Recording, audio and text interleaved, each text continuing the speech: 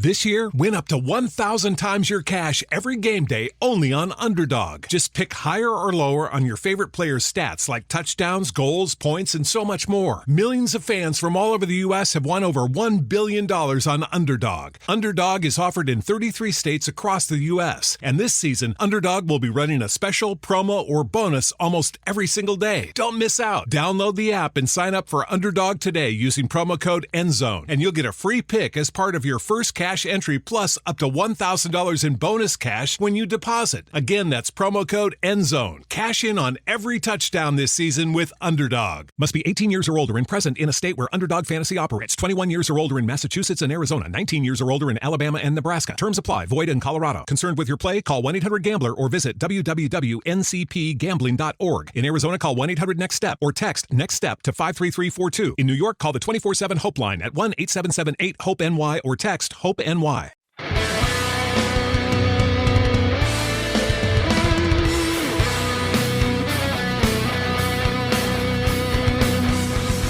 Welcome to the Man Cave Podcast with Dan Casper. What up, everybody? Welcome to this episode of the Man Cave Podcast, brought to you by our good friends from Hy-Vee and Toys and Ford. And don't forget to check out the Swag Cave by Resonance Branding Company. That link is in the podcast description, along with our phone number, our hotline, the Man Cave hotline.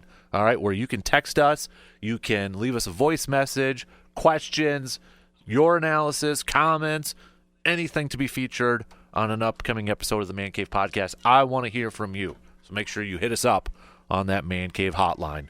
We're going to do top 5 pies with Thanksgiving coming up here. We're recording this on the Wednesday before Thanksgiving, so that's, it's happening right now. So our top 5 pies. We're going to talk some football. Joey D is going to be joining me here in just a little bit.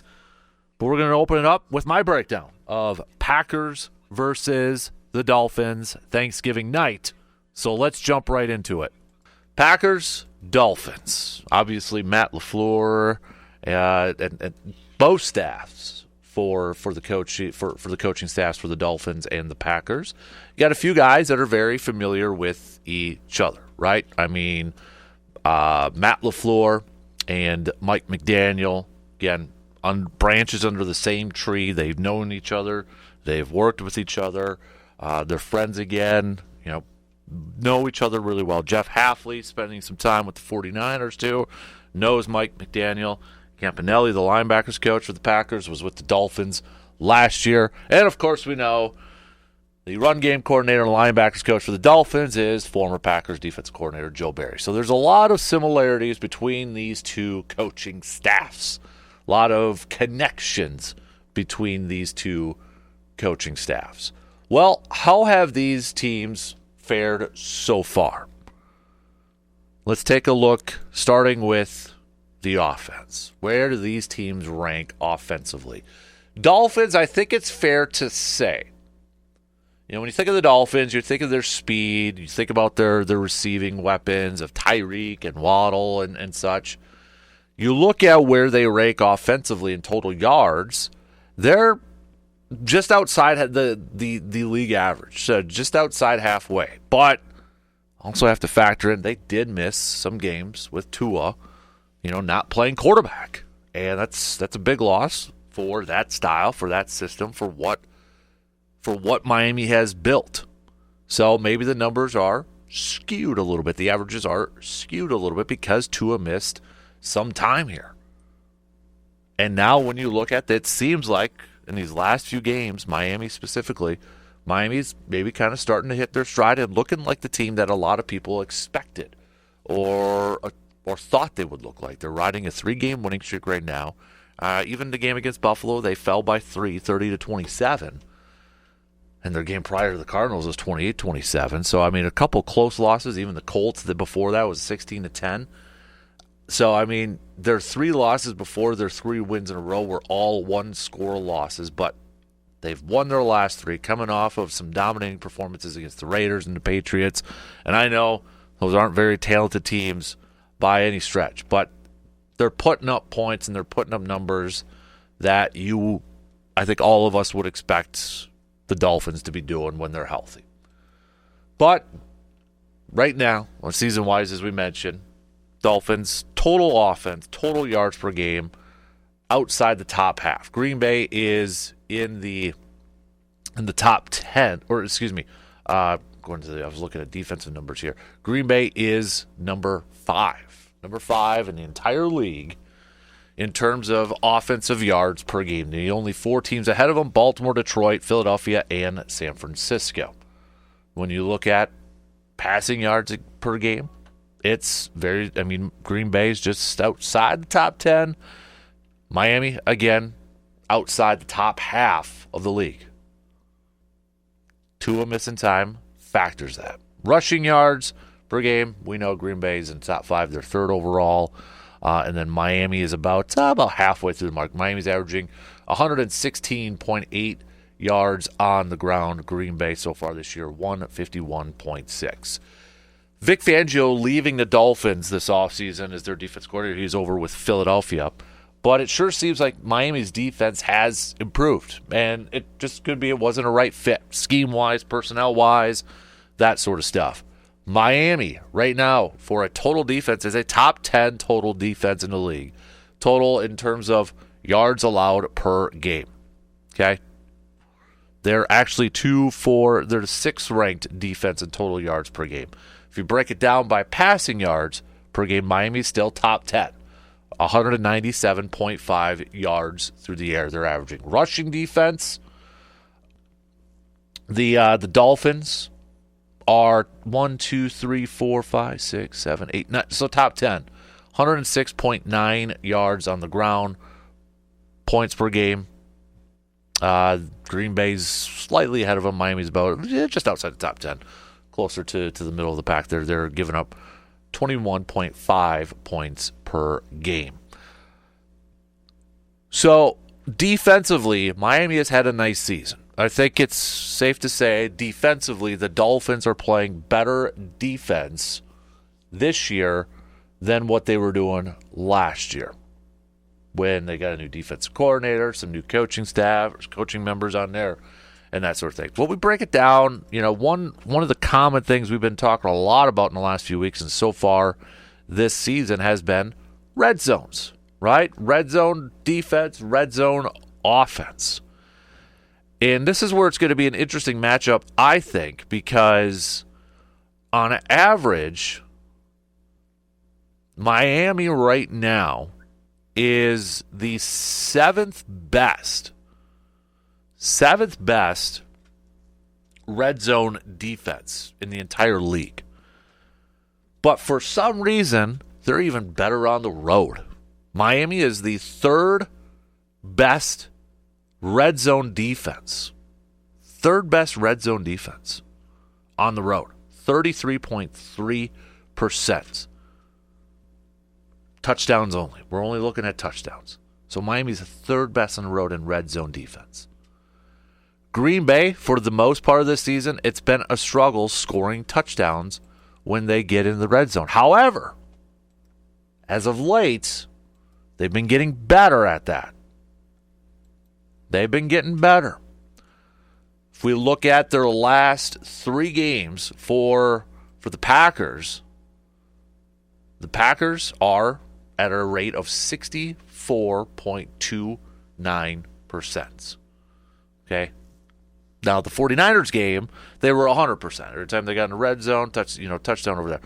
But they've 64.29%. To put it in perspective, so that's just their last 3 games, okay? That would place them in the top 10 if that was their season average. Baltimore is number 1 at 78.72%. Then you got Tampa Bay, and they're at 69.77 as the second place team.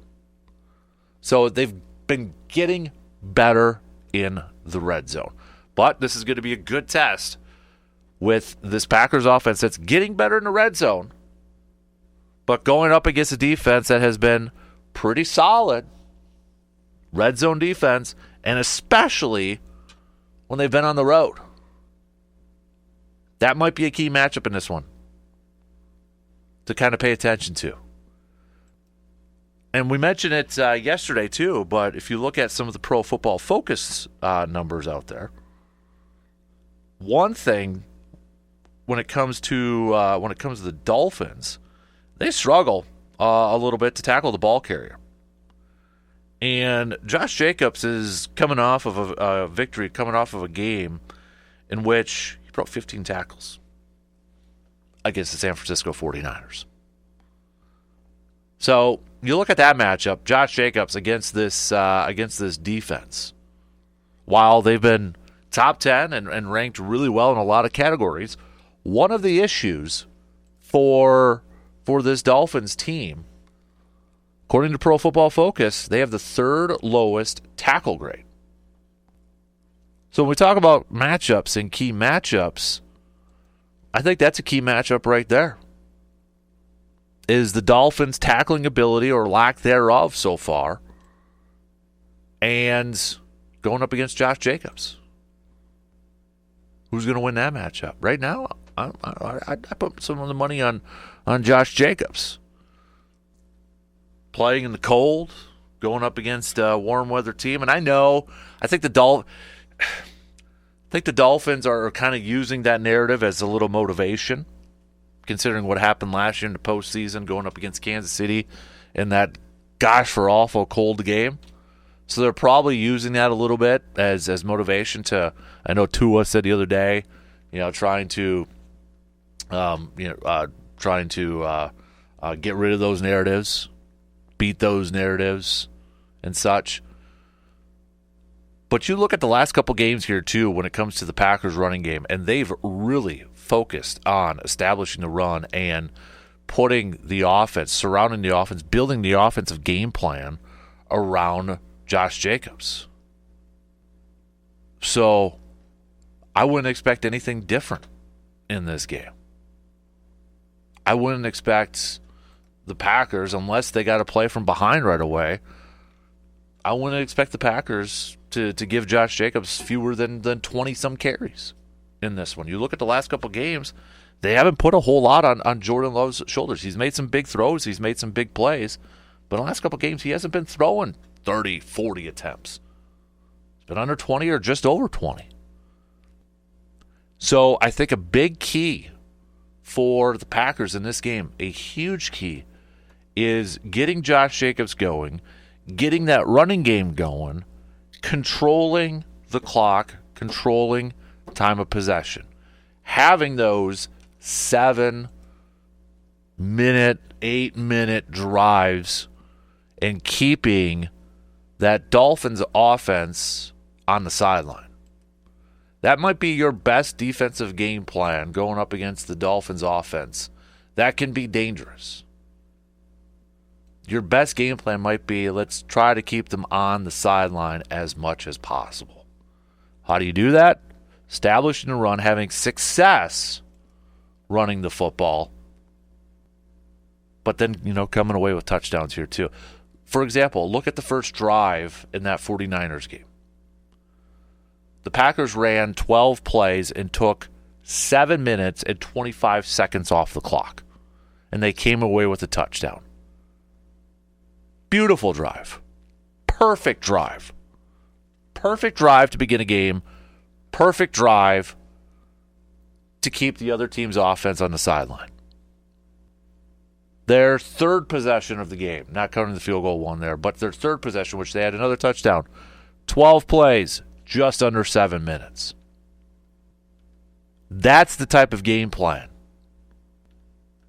Some of their touchdowns, it was just 3 plays because it was on turnovers and such, but their last touchdown, 10 plays, 6.5 minutes off the clock. That's what I want to see in this game against the Dolphins. Long drives, ending in touchdowns. Not field goals, ending in touchdowns. Taking 6.5, 7, 8 minutes off the clock. And it starts by having success in the running game. It starts up front with those offensive linemen opening up those holes. It starts with Matt LaFleur continuing to be creative with his running attack, with his schemes. He's kind of, Mike McDaniel the last couple of years, I think, has been kind of the guy, and Andy Reid too. But Mike McDaniel, I think, kind of gets the credit, and rightfully so, of being this guy that has some really creative formations and plays and that. Matt LaFleur is kind of doing it this year with the running game. So what are the ways that he could continue to get some misdirection, create some holes for his running attack, having success on running? Winning those early downs is key. First down, not losing any yardage, not having stupid penalties. Green Bay did a nice job. They had a couple penalties, stupid penalties in that game against San Francisco, but they overcame them. Win your early downs. Having success on first and second down and creating those third and shorts, that's what's going to allow you to have these extended drives, and that's what's going to allow you to keep running the football and successfully. So, key matchup, key to this game, having success running the football, starts with the offensive line, Josh Jacobs, but also the game plan, the calls, the creativity from Matt LaFleur. And keep winning the time of possession. And if you go back a couple years when they played on Christmas Day, if you remember that game, Aaron Rodgers was still quarterback, and Green Bay, that was an upset. Green Bay pulled off the upset in that game. And a big reason why they did, they were able to force some turnovers against Tua. Remember, Jair had the pick. I think Rasul Douglas had the game-sealing pick. Devondre Campbell had a pick in that game. So what can this secondary, which by all accounts will not have Jair Alexander in it, what can this secondary, what can this defense do to create some turnovers against Tua? What's the game plan? Well, how do you attack this offense? Tua this year, 13 touchdown passes, 4 interceptions. He hasn't been turning the ball over a ton. But what is this game plan? How do you attack this knowing that they've got speed on the outside and you're missing your top corner? I would expect probably the Packers to play a little zone, trying not to get beat over the top. So is that a recipe for the Dolphins, where Mike McDaniel's going to look at this and be like, okay, they want to give a little cushion, we're going to attack them how Chicago and Detroit attacked them. Shorter passing game, getting the ball in to Tyreek Hill's hands, getting the ball into Jalen Waddle's hands, and letting them use their speed and beating the defense. Do you play with a little cushion? Do you be aggressive knowing that it could burn you, but maybe you're hoping that your pressure, your front four, your front seven can get after them? That to me is going to be key, is how Jeff Hafley plays his secondary, how he plays, or what's the game plan defensively going up against these guys without Jair Alexander. I'm curious to see how this goes. I think he's going to play a little zone. And if he's going to play a little zone, those guys got to get home. We got to bring the pressure up the middle. And Tua's a good scrambler, getting outside the pocket, but we got to get him off his mark. We can't let him get comfortable back there. You look at his completion percentages in these last few games here. I mean, his completion percentages, Tua's completion percentages is just ridiculous right now. Patriots, 72.5%. Against the Raiders, 77.8%. Rams, 71.4%. Buffalo, he was 25 of 28 for 89.3%. Cardinals, 73.7%. That's his last 5 games. In his last 5 games, he's thrown 1 pick. How do you get Tua off the mark? How can you get to him quickly? How can you make him a little bit nervous back there? How do you create some turnovers? I'm looking at guys like Quay Walker. For me, this is a dude that's got to have a game tomorrow night. He's got to build off the success that he had in that game against the 49ers. And this is a guy that I think you might have to bring up the middle just to get some instant pressure on Tua. But then those ends, I'm talking Rashawn Gary, Lucas Van Ness, Enoch Barre, Cox or whoever's playing on the edge. If you're able to generate the pressure up the middle, you better contain that edge and not let Tua get to the edge and outside and maybe, rush for a big gain. But they have got to get some pressure on Tua, and they've got to bring it all day, and they've got to get it there right away. And you look at the last 5 games, Tua hasn't been running a whole lot either. In fact, against New England, he was credited with 3 carries for -2 yards. Okay? Las Vegas, 0-0. Rams, 1 and -1. Buffalo, 2 and 3. Arizona, 3 for 13. And that's a lot of it's probably by design too, because let's face it, they got to protect Tua with his concussions. So they're not going to have designed runs for him. But if there's a big opening because Green Bay is going to blitz after him, and there's this huge opening where he's going to have daylight, he's probably going to take it. So how can you rattle Tua? How can you get in that backfield and get after him right away? Guy has been accurate. He's been composed in his last few games. You got to be able to put some pressure on him and confuse him a little bit. Try to confuse him a little bit. Don't let him get the ball out so quick. Hands up if you're the defensive line. But I think this is a game where Quay Walker has to show his athleticism, has to stack success, and build upon the game that he had against the 49ers. He is the guy. He is the guy that has got to step up and try to get after Tua and try to get Tua off his mark. This is an interesting matchup to me in terms of, I think Miami's defense is a little underrated. A lot of people not talking about it when you kind of break it down and you look at some numbers and such. Going up against this Packers offense, I think that's going to be an interesting matchup. But then also Halfley's defense, this Packers defense, going up against these weapons, these speedsters from the Dolphins here. And I don't know if this will be a big factor, but I think it's something to note. It is a short week, and the team that is traveling is one of the older teams in the league based off of age, average age. Green Bay, coming off the shorter week, staying at home, and they're the youngest team in the league. Can fresher legs, younger legs at that point, be the difference in this game? If you're Green Bay, don't give extra possessions. Do not turn the ball over. Even in that game against San Francisco, there were still a couple throws from Jordan Love where, let's be real, he got lucky they weren't picked. And I think that's just something we're going to have to live with Jordan Love. There's going to be a couple throws each game where we're like, oh, thank gosh. Or, what are you doing? I think that's what we're going to have to live with Love right now. And let's be real. We've gone through that before. We've gone through it with the extreme with Farvey. Okay? We've been there before. Maybe not some of the younger fans. But if we got younger fans there who don't remember Favre, trust me, you're just kind of like holding your breath for almost every single throw. You don't know what was going to happen with some of that stuff. Don't turn the ball over and give Miami extra possessions in this game. You can't.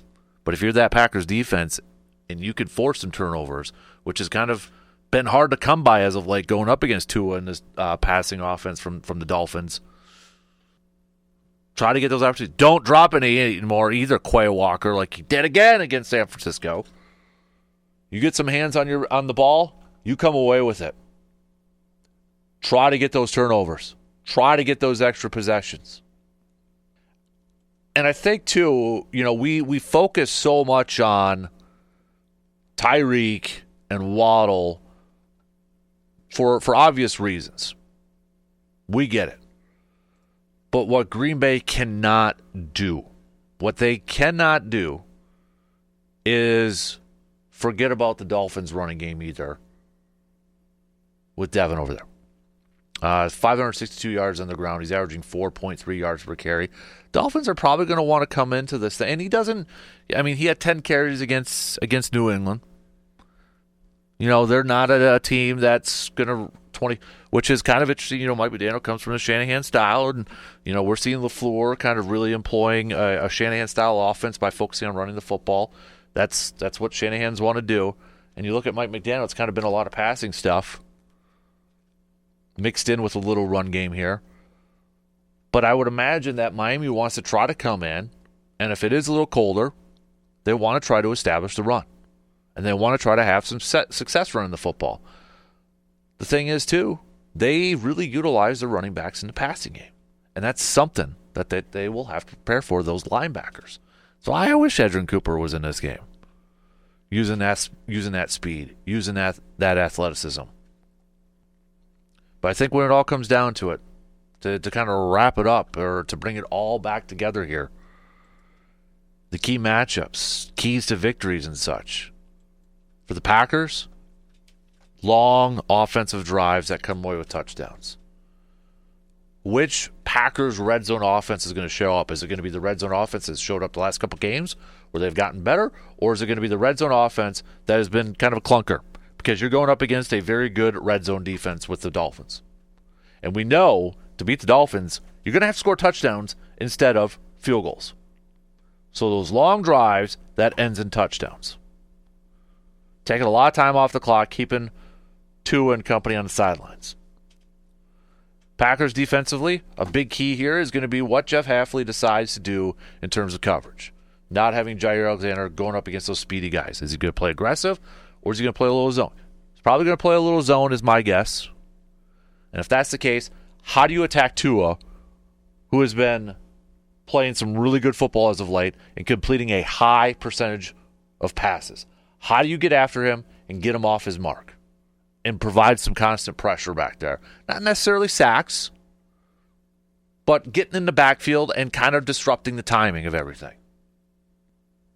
And getting off the field on third downs. Okay, you get in a third down situation, 3rd and 8, 3rd and 7, get off the field. Otherwise, you're going to be hitting the oxygen tanks quite a bit if you're on the defense. Guys who got to have a game, I'm going to go Quay Walker on the defensive side. I think he's got to have a game. I think he's going to be the guy that's, whether he's coming on the blitzes, pressures, he's got to be the guy that's got to be that disruptor against Tua, maybe even in the with the running backs who Miami utilizes quite a bit in terms of some of the passing game options over there too. So Quay Walker's got to be the guy on the defensive side. I'm going to go Josh Jacobs again for the offense because I think if the Packers can get their running game going again, and he's having success running the football and having success on those early downs, picking up big yardages on 1st and 2nd down, and just playing that style of football and just running it down the field, Packers have a good shot at winning this game. So my dudes, my guys that got to have games, I'm going to go Quay Walker and Josh Jacobs. Wild card one, I hope we don't get to see him a whole lot, but you never know. Daniel Whelan continuing to punt the crap out of that ball and field position because it might be a field position battle. Make Miami try to go the length of the field to get any of those points. All right, let's talk some more Packers, but first we're going to take a quick break, and then Joey D is going to join us to talk a little green and gold after these quick words. Are you hosting family and friends for the holiday season this year? Hey, that can be pretty stressful trying to figure out what to prepare, who likes what to eat, and so on. Well, you can take some of that stress off your plate by simply visiting Hy-Vee in Eau Claire. Whether you will be tackling the cooking yourself or you need some help with preparing meals this holiday season, Hy-Vee can help you out in so many different ways. Whether you want to shop and save some money or you need help with some catering, Hy-Vee in Eau Claire has you covered. So stop on in and get started for your holiday preparations today. Joey D joining us here before tomorrow night's game. First things first, Joseph, favorite pie of all time is what? Ooh, wow, curveball. Mm-hmm. I would have to say, I'm not. First of all, we're not a big pie family, so not a lot of pies being done on a regular basis. But if I had a go-to pie, if I was going to say, you know what, that's what I want, I would go with cherry pie. Cherry pie. Ooh, all right. Not the song? Yeah. I'm not going to sing this morning, so I'm going to save the listeners out there. But one thing I've seen a video of you sing though, so I've seen it. Oh man, it just I got to tell you, man, I'm just very thankful that social media started later in my life than earlier in my life, because there'd be some clips out there that probably not that flattering. And so real quick, Captain, before we jump into Packers, 2 questions. Your favorite side dish for Thanksgiving, because I had this debate and discussion yesterday with a few friends. And also, though, how did you and young Master Hudson do the deer stand this year? So to answer the first one, it's stuffing with gravy on the top. Got to have the gravy because that goes with everything. All right. Tree hunting wise, so he sat with me a few hours. We did not see a deer or get a deer. However, he was able to shoot his BB gun, and he got a squirrel, and I quote, this is what he said, "That squirrel is on the branch to the Rainbow Ridge." So, and then he called the shot. So. It was pretty cool. I started laughing there, too. So. Oh, man, that kid, he is something, man. It is a joy to watch you and he do the father and son things together that you guys do. So it's just really fun to watch it, and I applaud you, my friend, for the parenting job that you're doing. Oh, I appreciate it, man. It's been a good year first, the Packer game, and then, hunting. So it's been a good couple months for him over there. Yeah, didn't he also, wasn't this his first year of organized football? Yep, and you're exactly right, and it'll be his first year of organized basketball coming up in a couple weeks, too. So, man, kid's growing up too quick, man. It's growing up too fast. It goes by fast, man. It goes by fast. It absolutely does. So, but you know what? Here's the thing. Another tradition like Thanksgiving dinner is Packers playing on Thanksgiving against not the Lions, but the Miami Dolphins. And this should be a good one, man. Captain, I go back and forth on this one, but this should be a very good football game. And, my question to you about the Green Bay Packers, we saw what the Packers obviously did to the 49ers on Sunday. And so is Josh Jacobs best back in Green Bay since Ahman Green? I saw a lot of people throwing that out on social media there, too. Obviously you have Aaron Jones in there. I'm going to kind of cop out and answer this. I think he is the most complete running back since Ahman Green. Does that make sense? Okay. Yeah, absolutely.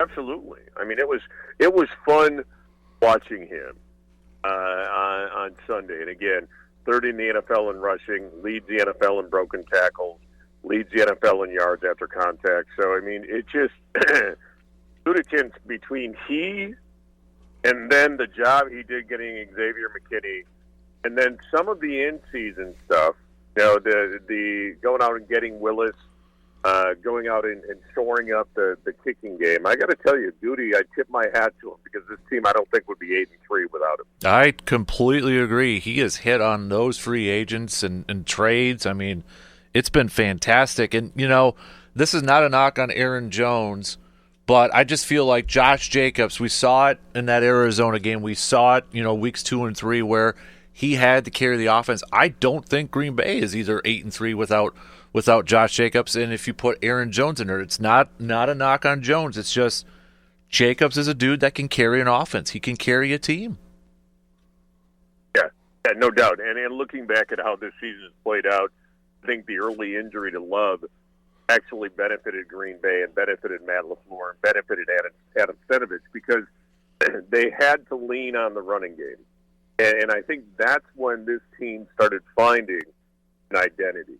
And again, the running game was so potent and so powerful in those games that Malik Willis had to start and play, that you just continued to lean on it. As Jordan Love got healthier and healthier, you continued to lean on the running game. And again, I think Josh Jacobs is built perfectly for Green Bay. And you look at what's happened this offseason with running backs changing teams. Saquon Barkley, of course, Philadelphia Eagle, Eric Henry, the job he's doing in Baltimore, and Josh Jacobs.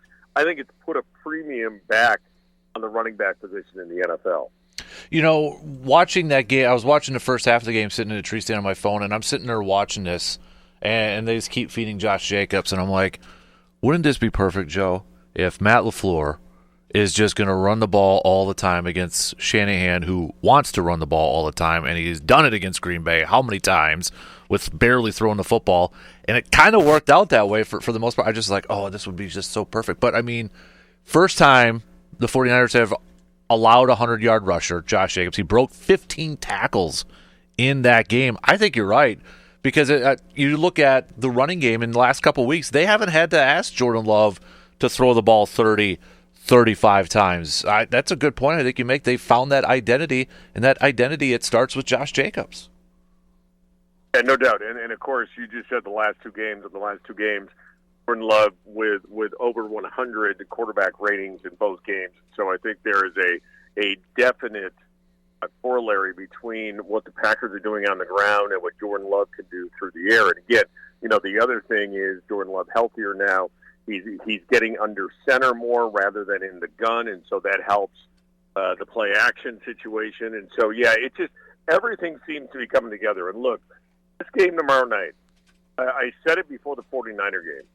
The Green Bay Packers beat the 49ers and beat Miami. They are in really good position.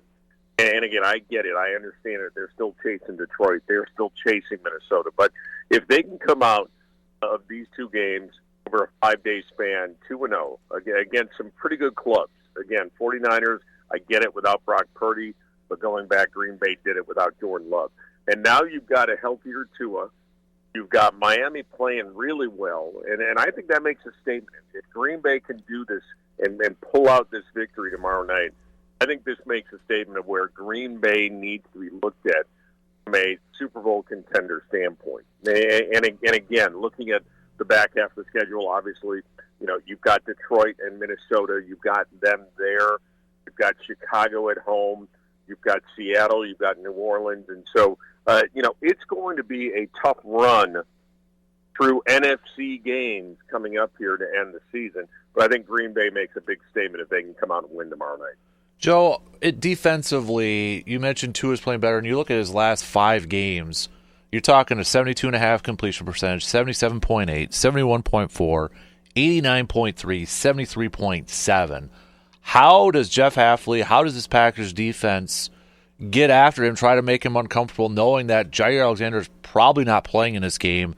I got to imagine maybe playing a little bit more zone with those corners because they don't want to be burned by the speed of Tyreek and Jalen Waddle. So how does this Packers team, or who's got to be the guy that's maybe got to get after Tua and get him off his mark a bit? Yeah, it's a great. The other thing with Tua is Tua's his release time. He gets the ball out fastest in the NFL, and so not only do you have the speed on the outside, but you've got quarterback who gets the ball out, doesn't hold on to the ball, doesn't take a lot of sacks. So yeah, this is a really tough matchup for Green Bay, and I understand they're playing at Lambeau. It's a Florida team coming up here in sub-freezing temperatures, et cetera, et cetera, et cetera. But this is a really tough matchup. So to answer your question, yes, I think you've got to keep things in front of you, and I think that's the first thing. So you mentioned playing more zone. Especially without Jair, I think you have to do that. And going back to if you remember when Green Bay played Miami on Christmas a few years back, Tua made some mistakes, some overthrows in that game. And so if you're playing zone, you're facing the quarterback, and so there's more opportunity sometimes for those overthrown balls, those tip balls, etc. So I agree with you. I think you do need to keep things in front of you and play a little bit more zone than probably you want to. Now, looking up front, we're hoping that Rashawn Gary's resurgence over the last 2 or 3 games and what you saw from Lucas Van Ness getting more comfortable and really doing a nice job in that 49er game, you're hoping that you can create something there. But now the flip side of it is with Tua, he's a mobile quarterback, but I wouldn't say he's a running quarterback. I wouldn't say you have to necessarily game plan against that. So I think you can pin your ears back on passing downs and go after him without too much concern of him breaking the pocket and creating something. And again, not saying he's not a mobile quarterback, but that's a part of his game that you don't necessarily have to scheme for. So, zone defense, keeping things in front of you, and again, you're going to have to do some things up front to generate quick pressure. Now, one of the nuances that I think that looking at this Miami team that I think you could do, if you're bringing a safety down in the box, and if you're bringing that safety down, and some of those surprise blitzes, and you've seen Keyshawn Nixon off the slot a little bit this year, you've seen McKinney bringing some of those. So I think that's the area where you might be successful getting after Tua if you want to bring pressure. So it's going to be that second level type of situation rather than the front seven. So, yeah, this is going to be a very hard football game. Now, I will say this. The other part of this, how do you stop Miami's offense? Josh Jacobs. We're going to go back to what we just said, the Green Bay Packer running game. You keep the ball out of Tua's hands. You play in front of the sticks. You play with a lead, and you let Miami continue to chase you, and you take time off the clock. So, again, the recipe for success that we talked about with Josh Jacobs over the last 2 weeks needs to continue for Green Bay to win tomorrow night. Completely agree on Josh Jacobs controlling the clock. One guy that I thought maybe had his best game of his career, definitely for this year. You and I, we like to use a phrase, stacking success. Quay Walker, how much of an X factor is he in this game, maybe going up against a guy like Tua? You know what? He's huge. And I thought the same thing when I saw the game with Quay Walker, that I said, wow, that was his most instinctive and physical game that I've seen from him. And I think it really was. I think you said it. I think it might be his best game of his career. And so now, if he's starting to get it, if he's starting to see it, that's a huge advantage for Green Bay. And that is just a huge advantage because once you marry the athleticism with the instinctive play, good things are going to happen. And so, yes, if Quay Walker can stack success, and again, I always tell my players, you're stacking plays, you're stacking quarters, you're stacking games, you're doing that, and so now you're building on that. And again, if Quay Walker comes out and plays another good football game, making plays behind the line of scrimmage, being physical, reading his keys properly, if he comes out, that could be an X factor for Green Bay this back half of the year. Not only in the Miami game, but for the rest of the year. So yeah, that would be huge if Quay Walker can come up and represent like he did against the 49ers. Now, do I think it's going to happen? Am I counting on it? No. I just haven't seen enough of that from Quay Walker to say, yeah, that's the guy that we're going to build upon. That's the guy that we can really center that linebacking core around. And look, Green Bay might be without Isaiah McDuffie. And they're already out with Edgerrin Cooper. So you're going to see a lot of Hopper. Eric Wilson's going to be playing. And so you kind of need Quay Walker to step up to fill in for some of these injuries. But, yeah, it would be a huge bonus not only tomorrow night but for the rest of the season if Quay Walker starts playing up to his potential. One more question before I let you go and before I get to your prediction here. Last week before the game against the 49ers, we had guys like Dan Orlovsky, a lot of talking heads, national talking heads, really breaking down the creativity of what Matt LaFleur is doing with this rushing offense to go back to the running offense. And I think we saw it again even on full display against the 49ers. I mean, there are certain plays where it's like, Jordan Love's faking it this way, faking it that way, and then pitching it back to him. I mean, it reminded me a little bit, not to this extent, but like the Packers sweep with Lombardi with all the timing. It's like, the timing has to be down on those fakes with Jordan Love's doing it, faking it one way and the other way. But has that been one of the things that you've noticed from LaFleur this year is, we focus so much on the passing attack and the receivers. And yes, you got Josh Jacobs, but it's the creativity in the running game that Matt LaFleur is employing. Yeah, absolutely. And when you start breaking down some of the tape and you're watching a guy like Dan Orlovsky do it and those types of things, yeah, it's fun to watch this offense come together. And I really want to tip my hat to Stenavich and Luc Butkus because the job that Green Bay's offensive line is doing. Yeah. When you look at the fact, I believe Jordan Love only sacked 10 times. And obviously, I believe Green Bay is third in the NFL in running. And so you see the job that offensive line is doing.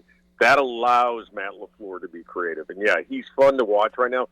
I will say this. This goes back to, in my opinion, having to be creative with Malik Willis. Yep. Having to do those things. It forces you out of your comfort zone as a play caller. And so then you need to start being more creative and looking at things differently. And you and I have always talked about the difference between Mike McCarthy at the end and Matt LaFleur is this offense allows plays to happen rather than players having to make plays. And I think that's the biggest thing, and it is fun to watch. And As an offensive coach myself, it's really impressive scheming. I watched the QB school yesterday on Jordan Love with J.T. O'Sullivan, former Packer, and he does great breakdown. And he talks about it, creating space, getting guys open, concepts in the passing game, concepts in the running game. So 100%, I think Matt LaFleur is growing into his own, and still doesn't get the credit from the national media as far as Coach of the Year types of things, but I think he gets credit from the national media with guys in the know, guys like Orlovsky, guys like J.T. O'Sullivan, guys that played the game who know the game from an offensive perspective. So, yeah, tip my hat to Matt LaFleur. Doing a great job this year. I still think he should be mentioned in the Coach of the Year type of conversations, but that's just not going to happen. I agree, man. Getting to tomorrow night, Captain, I got to tell you, getting to tomorrow night, it's going to be a tough one. Yeah. But if this game were in Miami, I'd give it to the Dolphins. I'm going to stick with what Vegas is saying. I believe the spread was 2.5 last time I checked. I'm going to go Green Bay winning this game, something like a 28-24 type of ball game. I think Green Bay has just enough in the running game, and I think Tua's going to make a mistake somewhere tomorrow night. It's going to cost the Dolphins and give Green Bay the win. I like it, man. I like it. Hey, have a fantastic Thanksgiving, buddy. We're thankful for you and for you coming on each week and joining us and giving us your knowledge. So enjoy it with your family and friends, and we'll catch up next week. Okay, bud? Captain, you do the same, and I will tell you, I have been doing radio a long time. There's a lot of good friends I've made by being in radio, and you are right up there at the top, my friend. So very thankful for you, very thankful for our listeners. Everybody have a happy Thanksgiving. Go Pack, go. Well said, buddy. Well said. Thanks, man. We'll talk soon. All right, let's take a quick break, and coming up next, top 5 pies. In honor of Thanksgiving coming up here, we got top five pies. We'll see if any of ours match your picks. That's coming up next. Family owned and operated, Toyson Ford is proud to serve the drivers of the Chippewa Valley with some of the most popular vehicles around Wisconsin and the country. They're committed to giving drivers from across the area the best in customer service with a top-notch selection of brand new vehicles to choose from, as well as an extensive inventory of pre-owned crossover, SUV, and trucks. Plus, with their expert finance, service, and parts centers in-house, they strive to be your one-stop dealership for all of your automotive needs. Visit them today at 1000 Chippewa Crossing Boulevard in Chippewa Falls. Top 5 pies with Thanksgiving coming at you tomorrow. We'll start with number 5, Lucas. Luke, number 5 pie for you. It is what? Hot pecan pie. What? Hot? Hot. I mean, you got to warm it up. Or so warm pecan pie. As long as we're not talking like hot chicken here. This is not like with spice or anything. Pecan pie, preferably warmed. Underrated. You know, I don't know how it got underrated, but it kind of is. Also, I'm a pecan pronouncing person. I've heard pecan, et cetera, and there's really no wrong option with that, but I'm more of I pronounce it pecan, and I have not had pecan pie in quite a while, and yet every time I have it, I'm like, this is worth enjoying, but always warm it up. So pecan comes in at number 5 on the list. So really quick, I should have asked this first. Where does cheesecake fall in this? Are they a pie category or not really? Is that a pastry sort of thing? I'm going to put them more in a general baked desserts. Okay. So we're not going to put cheesecake in this, right? I would not, because, oh boy, cheesecake could run the table here, and that's exactly. Not fair. Yeah. Okay. I just wanted to clarify that. Yes. So cheesecake is a separate category. Got it. Okay. My number 5, I'm going to go blueberry. This used to be my go-to when I was a kid, because when I was a kid, I was like, no, I don't like pumpkin pie. And so Grandma would always make me a blueberry pie. So blueberry pie was always my go-to. Got to put it on there. It's always still solid. Blueberry pie, number 5. Very good choice. It was probably one of the first types of pies I ever heard of as a kid, because there was this like old Marlo Thomas Free to Be You and Me kids album, and this is from like the 70s or 80s. Mm-hmm. And one of the songs, I think, was Bette Midler singing a song called Blueberry Pie. I don't know how it ended up on there, but I heard it a lot as like a 3-4-year-old. So, yet I haven't come across too many blueberry pies, interestingly. Oh, interesting. But that's a good pie. I just haven't come across it. Yep. All right, we're up to number 4. Number 4 on the list. And this was make sure I'm not forgetting a core pie here. Okay, now we're going to go into apple, and really by that I mean the Dutch apple. The extra crumbliness on top, preferably a la mode. Does not have to be that way. Look at the breakdown coming from Luke and Pies right now. Hey, man. I mean, this is a serious category. Yeah. This is But quite the scouting report going on right now. I like it. I like it. I've had plenty of life experience with this too, so I feel knowledgeable in it. But yeah, you get the combination of the sweet fruit. You get the crunch on the top. That's really the kind of the marrying of the two textures in this particular pie. So yeah, I'll go Dutch apple pie, especially, but really any apple. Dutch apple preferably at 4. My number 4, I'm going pretty generic. Mel Kiper's probably going to be mad though. Pumpkin pie. So I'm just going to go. Mel Kiper not a pumpkin pie fan? No, that's all he eats is pumpkin pie. He's probably thinking it should be number 1. That yeah. How did I not know that? He eats it every day. I think he eats it every day. Maybe I knew that. Yeah. When he doesn't go to the bathroom, he probably, he barely goes to the bathroom apparently too. So I mean, maybe he's got a pumpkin pie sitting there too. Probably. I don't know. His house has got to be painted in pumpkin pie color. So this is like his Super Bowl right now. Does he have like automats everywhere where you just put in like a coin and you turn it around and there's a plate of pies? I don't know. Like he's probably did this, but I'm curious. Like, where's his favorite pumpkin pie?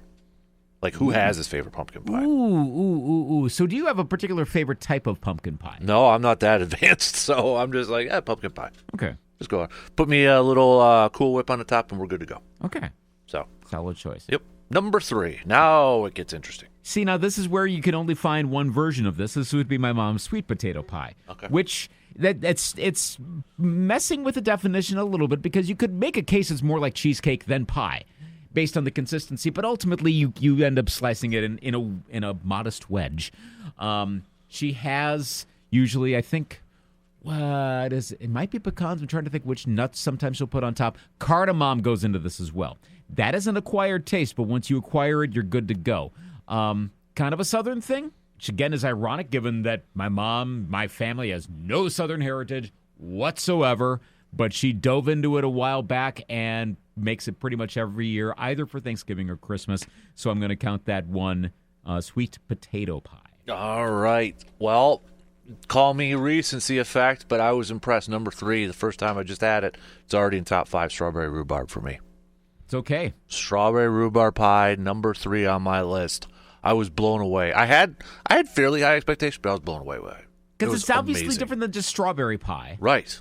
You have the sweetness of a strawberry, but the sourness of the rhubarb that kind of they kind of cancel each other out. Oh, it was so good. Mm-hmm. So good. Yeah. So well, number 3. That's leading right into number 2 for me.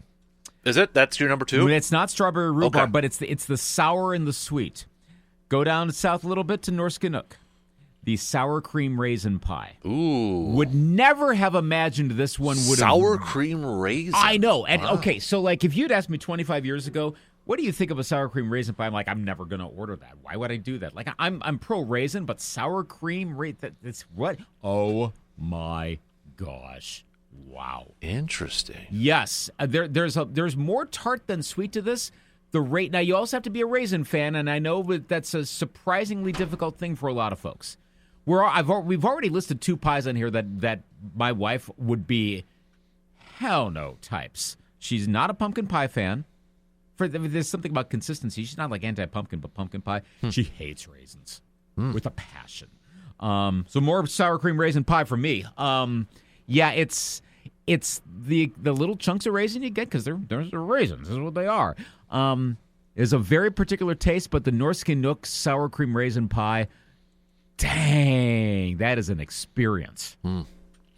So that's your number 2? Yes, I'm. Oh my gosh! Now I'm imagining eating it. Oh man, that is so good. Go get a room there, Lucas. I'm in one right now, and I might enjoy that pie. Oh boy, if I can find it. My number 2 is one. My sweet tooth's kicking in. Honestly, it's probably one that I could eat a whole thing of. You'd think that's number 1. No, it's my number 2. But I'm going with the chocolate cream pie. Ooh, with a good old chocolate cream pie, some graham cracker crust, chocolate pudding, and some white Cool Whip on there. Oh yeah. giving me the chocolate cream pie, I will eat a whole thing in one sitting. Ooh, boy. And then have gut rot for a while. Yeah, so, because it's not good. Nope. At that point. Oh, it's good, but then it's good. not good. It's just the follow-up is it's not good. Funny you should say that for number 2. Number 1, the Baker's Square French silk pie. Ooh. Honestly, any French silk pie will apply because Baker's Square no longer in the Eau Claire metropolitan area, but that was a family favorite going back a ways. I mean, again, you just mentioned the chocolate mousse, the whipped cream, there's chocolate shavings on top, and you mentioned having a whole French silk pie in one, or have a chocolate cream pie in one sitting. I attempted to have a French silk pie in one sitting. This is a true story. It involves my wife. This was early on when we were like not quite dating, but like, okay, there's something there. And somehow we got on the topic of pie, I think because we were going out a fair amount to like, I'll go have dinner or whatever. And we're like, could you eat a whole French silk pie? I'm like, yeah, that's a bet. So we got one, I think it was from Perkins. And I got about like essentially 2.5 pieces in, and I checked out and I was not good. Nope, I could not finish. But the funny thing was, there was about like half of it, and I think the next day I finished it. Nice. Yes, I did. Nice. And we're talking a Perkins, still high quality French silk pie. That is number 1 on the list. If there's French silk pie, I'm drawn towards it. I may not order it every time, but it's on my radar every time it's on the menu. Interesting. At any place. All right. Yes. So my number 1, it has a little nostalgia to it. I don't have it a lot. And I can't remember the last time I actually had one, but it has a little nostalgia to it because it's my grandma's favorite, and I think it's still her favorite at least. But I remember as a kid, I was like, gotta have it because grandma, and it was always like I mentioned Medford Cafe. If they had it in the case, I would always get a piece. Coconut cream pie. Ooh, good one. Coconut cream pie is my all-time favorite. I know it's a little out there, but again, it's the nostalgia of it. And it was something I always had as a kid. If it was in the display case at our local restaurant there, and it was always because it was my grandma's favorite too. So, coconut cream pie is number 1 for me. Good choice. I will say I don't count it as a pie, but since it's got pie in the name, honorable mention would be a shepherd's pie. For savory pies, shepherd's pie probably is number 1. I would agree with that. Or a really good pot pie. Pot pies are always solid. Yep. Shepherd's pie takes it to like a little extra level. You got the particular ethnicity to it, getting very Irish with that, and I mean that in a good way. Like, yep. Don't they have? Yeah, they have shepherd pies down at Dooley's, right? Mm-hmm. Yeah, that's what I thought. Okay, so yeah, meat good, gravy good, yeah. Yep, I would agree with that. If you're talking the savory pie rankings, we won't do a top 5 because again, you're gonna be like, which pot pie is 4, right. 3, 2? Shepherd's is right up there at the top. I would agree. So okay, dang, I want pie now. Like lots of pie. Lots of pie. Where's Main Street Cafe too with the pies? I drove by Main Street Cafe for the first time ever several months ago. Nice. Because I've never been up to Bloomer. Like on Highway 53, but I've never been in the downtown You've lived Bloomer. in this area your whole life, and you've never been to Bloomer? No, because usually if I do stuff, it's going further south or west. So, and maybe east to a certain degree. Not too much going north for whatever reason. Is just I haven't had as many reasons to drive north, so the northern communities of western Wisconsin have not been visited as often by me as, say, Oliva or Osseo. I'm mentioning places that have pie, like Pammy K's, North Skinnook. I've had Main Street Cafe pies because, obviously, Eau Claire, you can get plenty of them. And I'd say about 75% of my Main Street Cafe pie consumption has been from pies brought here to the radio station over the past 2 decades. Because it happens on a relatively frequent basis. I'm half expecting at some point to be like, oh, cool, here's another Main Street Cafe pie sitting on the snack table. Yeah. But yeah, I drove by. It looks pretty nice. At some point, I want to actually go in there. But don't forget to leave room for the pie. There you go. All right, that is going to do it for us on this episode of the Man Cave Podcast. Again, brought to you by our good friends from Hy-Vee and Toys and Ford. And don't forget to check out that Swag Cave, the residence branding company, Swag Cave. The link is in the podcast description. Happy Thanksgiving, everybody. Thankful for all of you who take the time to listen to our episodes, to the radio show, and everything else out there. Enjoy your Thanksgiving. If you're still hunting out there, best of luck hunting as well. We'll talk to you soon on the next episode of the Man Cave Podcast.